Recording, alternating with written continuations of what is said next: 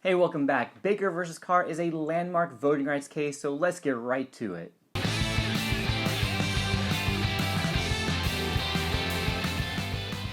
Alright, there's a lot of vocabulary in this one, but stick with me, I'll get you through it. For this case, we go to the state of Tennessee.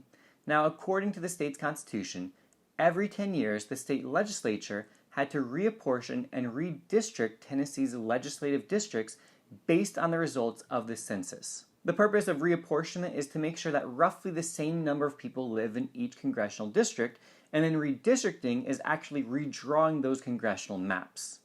Now the thing is, Tennessee hadn't actually reapportioned and redistricted since 1901, so a long time has gone by, and Tennessee's population has shifted dramatically. In fact, there are some districts that by the time this case reaches the court are 10 times larger as far as population goes than other districts in the state. And yet, each district sends the exact same number of representatives to the state legislature.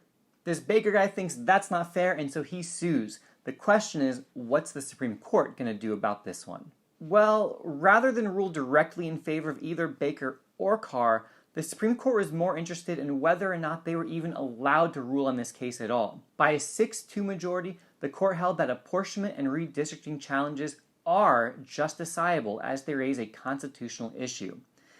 Now, that super boring sounding sentence is actually one of the most important things the Supreme Court has done in the 20th century when it comes to voting rights. So why exactly? What's it mean? If something is justiciable, it means that courts can rule on it.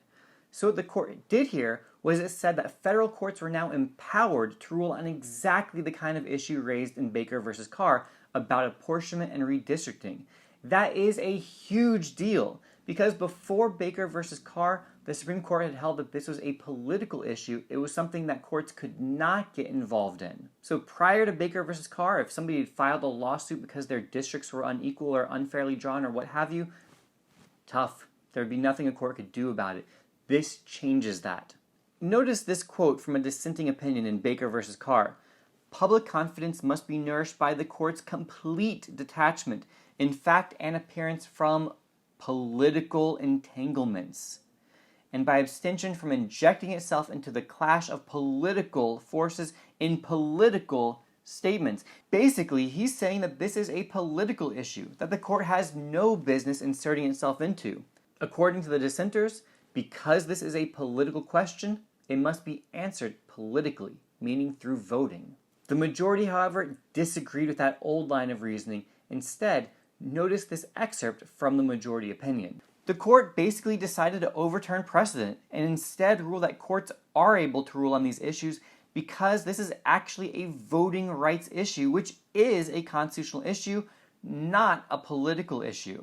Our constitutional principle here is that under the 14th Amendment's Equal Protection Clause, the appellants have the right to challenge and to sue when it comes to apportionment and redistricting policies. Basically, because the districts were of such unequal size, even though people in the various districts were allowed to vote, those votes had very different amounts of power.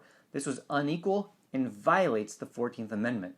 This case then led to a series of other voting rights cases over the next few years that enumerated the one person, one vote principle, the idea that everybody's vote should count equally. Your vote, regardless of which district you live in the United States, of all 435, it should have about the same amount of voting power as anybody else's in the whole country. This principle of voting equality has promoted democracy, protected minority rights, and it has banned malapportionment, drawing districts of very unequal size of population. And even though the court didn't do those things in Baker versus Carr specifically, it's because Baker versus Carr said that the court could do those things that it led to that future impact. So it's important for us to understand that as the legacy of Baker versus Carr. Alright, that's it for this one. So until next time, this has been a LaMoney production.